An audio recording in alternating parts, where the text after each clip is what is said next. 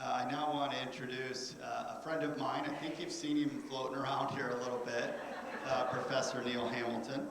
You will read his bio, and like a lot of people said, if I were to start reading that off, everything he's accomplished, we all know he's an author of 2 books. I think he reads a book like every day. I really do. I don't know how he does it. But I'm going to just give you a little bit about the Neil I know and the Neil I met. I started at INHF 25 years ago, 1999, in that range.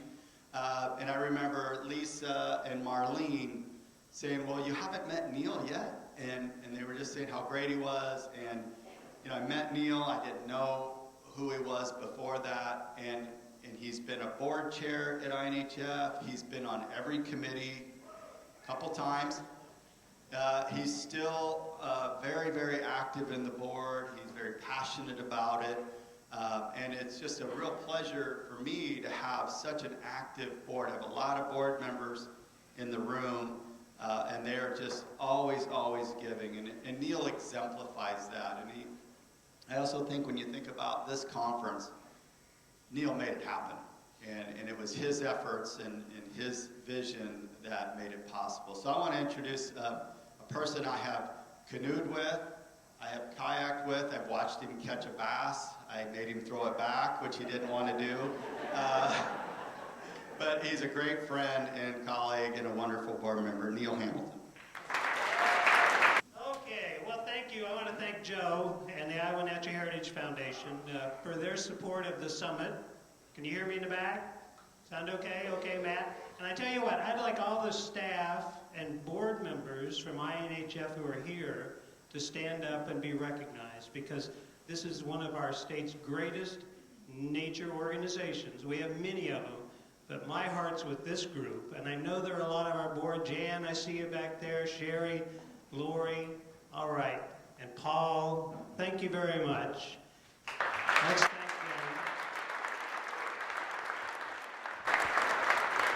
And at the risk of asking a question I don't know the answer to, everybody who's a member of the INH, raise your hand. Oh, look at there. Okay, somebody get a picture. There's a few suspects that we need to talk to. You know, Joe, I grew up on a farm, and a lot of you here grew up on a farm. And, giving a talk like this is a big responsibility. And when I think of responsibility, I think of growing up on a farm. And I think on our farm, it wasn't just, going out and bringing in the hay bales, right? It was when you got to take the WD-45 cultivator out and cultivate corn. Many of you had that same experience. I'll never forget it. My daddy putting me up on the tractor seat, slapping me on the knee, and saying, Neil, you're 26 years old, don't screw it up, right? And so that's certainly my goal today. My hope in planning this summit was that our collective work could help change the trajectory and the effectiveness of how we advocate for nature in Iowa. And I hope you agree that we're off to a good start. And it's all because you folks were here. We face a lot of challenges, and one of the challenges I think we face is elevating the discussion of nature to the place that it deserves in our public discourse. And maybe I should elevate my glasses so I can read these notes. I think it's too easy for those who are threatened by the issues that we love to characterize us as, well, just a bunch of nature lovers. We're people who love to play outdoors while other folks are trying to earn a living. I think this is a dangerous mindset because if the political issues involving nature in Iowa are reduced to being between Iowa's pigs and you playing in the river, history shows you that the pigs may win every time. And I think our respect for nature is about much more than just enjoyment, as vital as that is. I think our respect for nature focuses on the essential role, the foundational role that it plays in supporting life. Without nature, there's no human survival. It's that simple. And that's why water quality, soil health, and climate are so essential to our future. And it's why we need to elevate the importance of nature in our advocacy.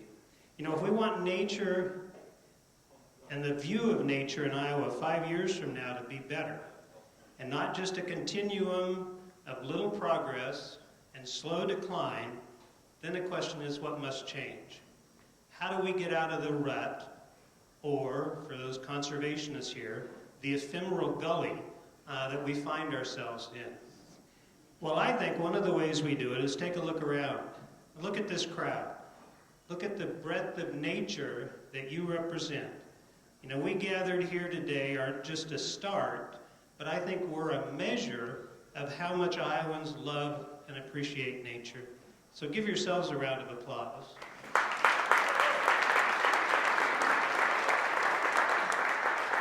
You know, the central premise of my remarks, and the title of it, I think it shows up in the program, is Who Speaks for Nature? Can Justice and Citizenship Guide Us? And even though we are many, I think that we lack a unified voice speaking for nature. This contrasts to the constant, amplified voice that you see or hear coming from others, particularly agriculture. You know, the proliferation of nature groups means that our positions and interests are often very resource specific. Our organizations may be relatively limited in number, and having no overarching body to speak for nature leaves a gap in our advocacy, and it forces some organizations to play a role that may be larger than what their mission called them to do. And this asymmetry means that when an issue arises, like the outlandish claims of success on the 10th anniversary of the Iowa Nutrient Reduction Strategy, which we were all subjected to in recent weeks, there was no unified voice presenting the other side, the nature side of the Iowa story. Instead, Iowans were treated to a one-sided echo chamber from those happy with the status quo, while the voices of nature were mostly silent. That's a dangerous place for nature's advocates to be, especially in 2024, when you know we can expect another frontal assault on public lands and funding for parks, trails, and wildlife areas. So what can we do? Well, there are many steps we can take, and hopefully many bright ideas are emerging from our discussions, and my good friend Pat's going to take us through an exercise here as soon as I shut up. About 30 minutes or so, Pat, if you want a heads up. But some things are clear to me. We need more collaboration, we need more cooperation, and we need better communication between our nature groups. We need to build on the many connections that we all share.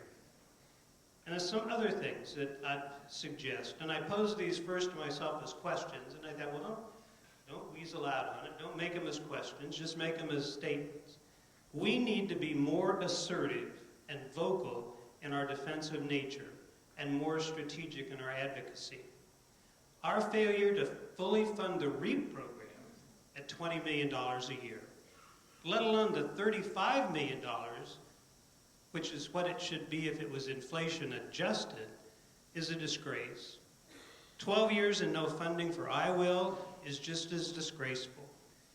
By failing to raise the sales tax, we've missed out on investing over $2 billion in improving water quality and soil conservation, expanding wildlife habitat, and increasing recreational opportunities.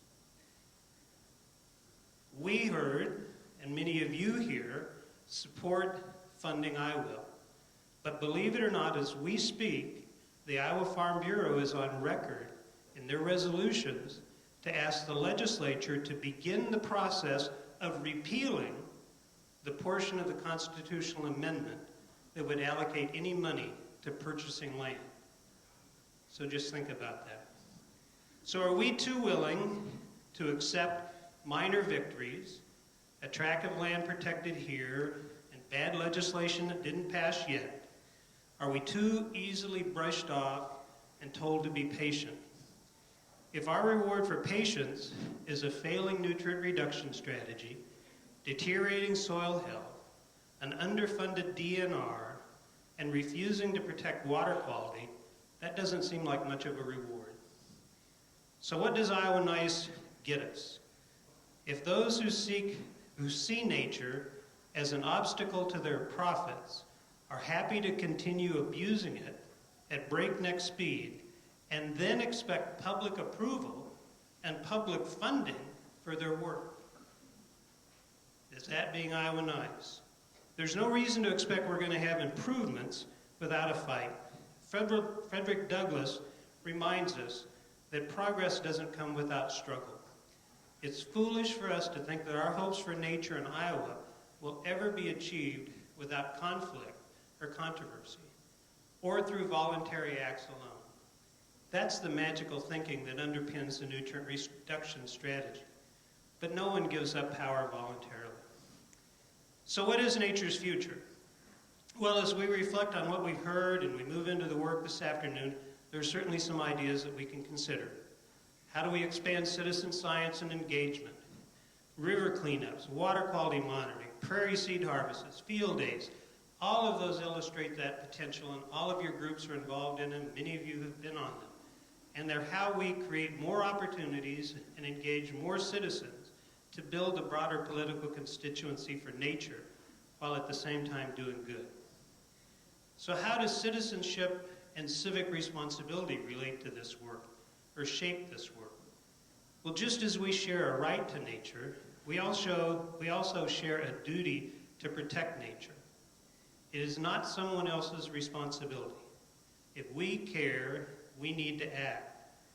One of our responsibilities, I believe, is to prevent legitimizing inappropriate uses of land through technology. Just because our equipment got bigger, it's no excuse that we need to plow under a pasture. And just because generous tax subsidies are available, pipeline boondoggles don't need to be approved. You know, the key question is who gets to decide what's appropriate, but that's always been at the heart of every environmental issue. And I think the answer is society has to decide what's appropriate, not just the marketplace. And we never seem to ask or think about what's nature's standard for determining when an action is appropriate. You know, if our technology or laws allow us to do something, like drain a wetland, or plow a prairie, or tile a field, does that mean we should? Is the only calculation our potential economic gain, or shouldn't we weigh nature's future, our children's future, this beautiful little baby's future, in our decisions? Well, so what role can nature play in local politics? Many of you are involved in local politics, but if the question is, how does protecting nature usually play out before many county boards and city governments, the answer most often is not well.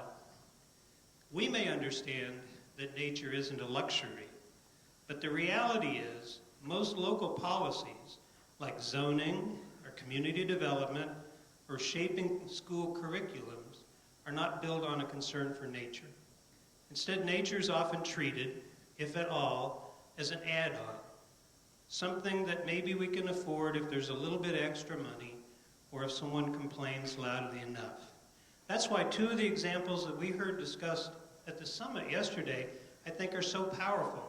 The idea that Polk County's Board of Supervisors gave the citizens two opportunities to vote on and pass bond issues totaling $115 million to invest in nature is amazing.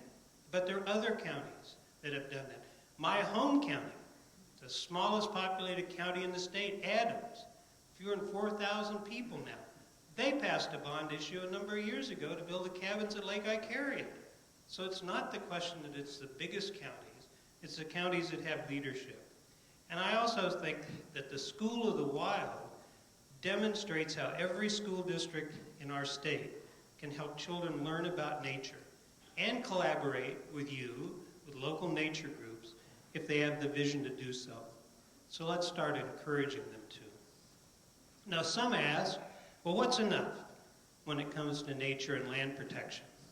The premise is we can never afford to protect all the nature we need.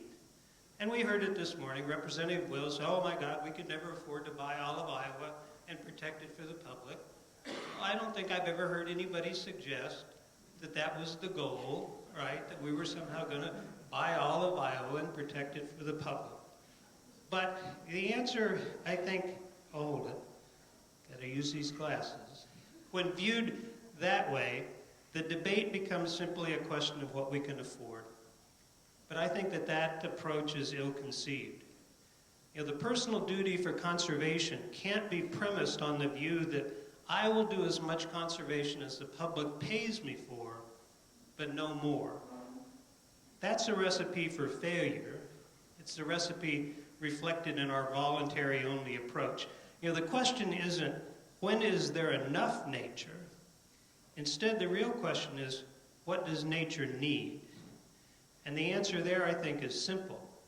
Nature needs us to change our attitudes so more landowners and citizens and people like Ron and his family and many of you in this room care, right? Land doesn't need to be owned by the public to be protected. Landowners can protect their land at any time they choose, if they desire to. You know, some believe the distance that we need to travel to change minds, to protect nature, is too great, and the cost even greater. I don't agree with that either. I think changing attitudes on how we review our responsibilities to nature doesn't need to carry any price tag. The distance we need to travel is only a few inches, and it's all in our heads, and it's in our hearts. So, let's think a little bit about freedom and how we see nature. We all love freedom. You know, it's a value and goal that we share. It's at the heart of our democracy and our legal system. And some believe that the thirst for freedom explains why many people oppose regulations. But Andrew Bacevich, writing in The Age of Illusions, one of those books that I read, Joe, he makes a powerful statement about freedom when he notes, quote, employed as a rationale for policy, freedom possesses a surprising elasticity. It can justify almost anything, and it prohibits virtually nothing. So let me repeat that. So employed as a rationale for policy, freedom possesses a surprising elasticity. It can justify almost anything, and it prohibits virtually nothing. Well, that links to a 1756 Edmund Burke quote that he uses, which is that the great error of our nature is to know not when to stop, and therefore ultimately to lose all that we have gained by our insatiable pursuit after more. Think about how you can see those two powerful forces at work in Iowa, reflected in our attitudes toward nature. Freedom and knowing no limits are harnessed in how we use land and water. Free from the responsibility of regulation or public good, and shackled to the conventional wisdom that we love the land and that we're feeding the world. Well, combined, these forces drive our soil, water, and climate issues. We accept no limits on our freedom, and we never know when to stop. Well, you know, rules to protect nature don't mean that the government's coming out to take your land. Instead, the rules are there to help ensure that you don't take away the rights of other citizens to enjoy nature. As John F. Lacey, right, one of Iowa's conservation heroes, and you'll see his quote in the inside of your program, and it's on the postcards. As Lacey said, the immensity of man's power to destroy imposes a responsibility to preserve. And that's a responsibility, I think, that we owe our children and to nature. So, you know, we have a new state motto, freedom to flourish. Well, I may be alone here. Maybe not. But my fear is that that's just a dog whistle to the MAGA crowd. At its heart, it's an anti-public, anti-government code for elevating markets and economics over society. Isn't it a fair question to ask, where's the flourish part? Or is the emphasis only on freedom?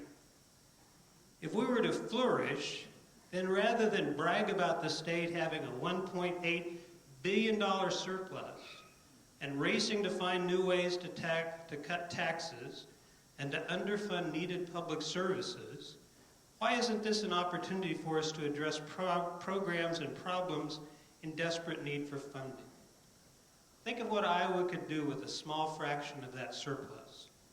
Fully funding REAP, monitoring water quality so Larry doesn't have to have a bake sale down at the university, replenishing the DNR budget so employees can fulfill their duties, supporting every one of our county soil conservation districts to have the staff capacity to assist landowners to conserve their land and improve soil health. Those are the type of steps, I think, that would actually help Iowa flourish if our leaders care. There's no reason to believe that Iowa farmers wouldn't embrace or won't embrace treating their farms as ecosystems if they have the support and the market alternatives to do so and to flourish. The key issue often missing in our discussions of freedom is how we ignore the other side of the coin. That's responsibility. Real freedom carries with it a responsibility to citizens and to society. Freedom by itself is just another word for anarchy. So let's talk about responsibility and justice.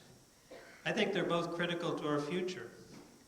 Responsibility flows from the ideal of an ordered society, with justice being the goal and the measure of our success.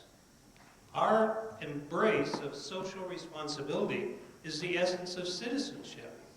It's an opportunity and an obligation we ignore at our peril. So what does justice mean in the context of nature? Well, I think one goal of public policy, and hopefully Anna supports this every day when she's at the legislature, as do many of you who are active in the lobby, like Mike and others. One goal is to limit the further deterioration of natural resources, protecting the prairie remnants that Dr. Rosberg talks about, stopping the wasteful destruction of grasslands and timber and wildlife habitat. You know, we all have a right to nature, and we should expect that the laws will be enforced and that the tools of justice will be employed, including the wise use of regulations. Law shouldn't be used to inflict damage on nature or protect bad actors from the consequences of their acts. Today in Iowa, laws can inflict harm. Right to farm laws privilege hoglots over neighbors, regulators place pipelines over property rights, and political compromises like the non-point exemption shield most water pollution from remedy. Now, sadly, some people worry that it's too risky to speak of justice because listeners may take offense.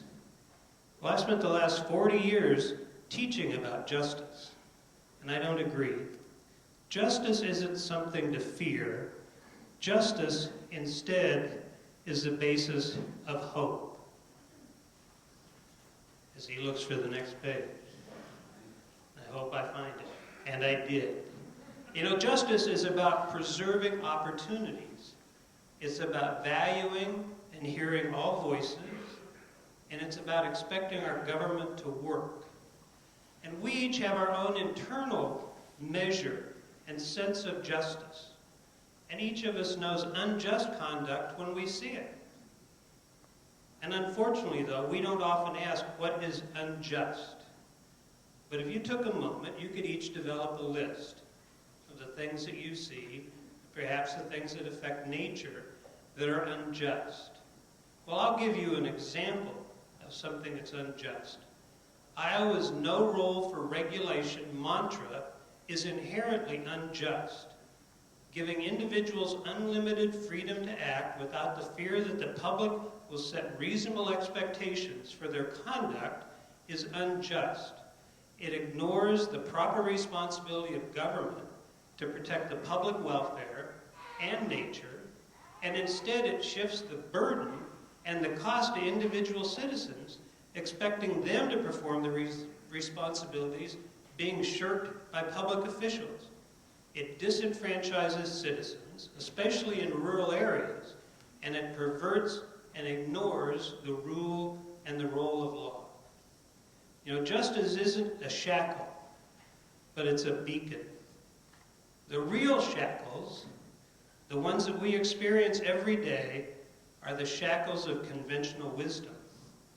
The dogma telling us what to think, and the questions we shouldn't ask, and what it's unreasonable for us to expect. Consider the truths that we are to embrace, that corn and ethanol are the economic future of Iowa, that we can never have too many pigs, that we can't afford more parks, trails, and wildlife areas, that we don't need science or data or to monitor water quality, because trust me, it's getting better. Well, I could go on, but so can each of you.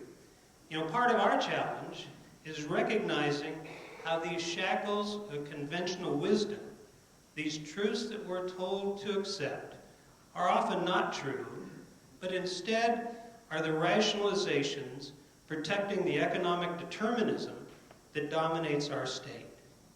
One that sees nature, our land, soil, water, and wildlife as simply a storehouse free for the looting, without restraint and without little regard for others or the public.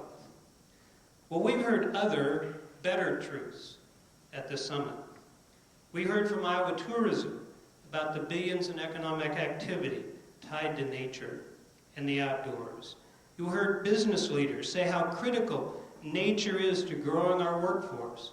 We heard about the many lands being protected and the efforts of individual landowners like the ECOS and groups to restore prairie, create wetland, and embrace wildlife habitat. It's an injustice if those truths are ignored. So our challenge, I think, is not just to call out and confront actions we find unjust, as hundreds of our landowners are now doing with the misuse of eminent domain to support the CO2 pipeline boondoggles.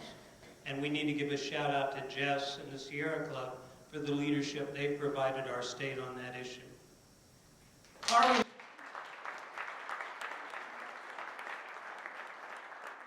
Our responsibility, I think, is to stand up and to offer an alternative path, one that recognizes and values nature, and one that understands how it contributes not just to our enjoyment and fulfillment, but to all dimensions of society. I think you understand this responsibility, or you wouldn't be here today. So we're nature's advocates, and it's our job to confront injustice, to defend and define nature, and to offer our voices and experiences to elevate nature.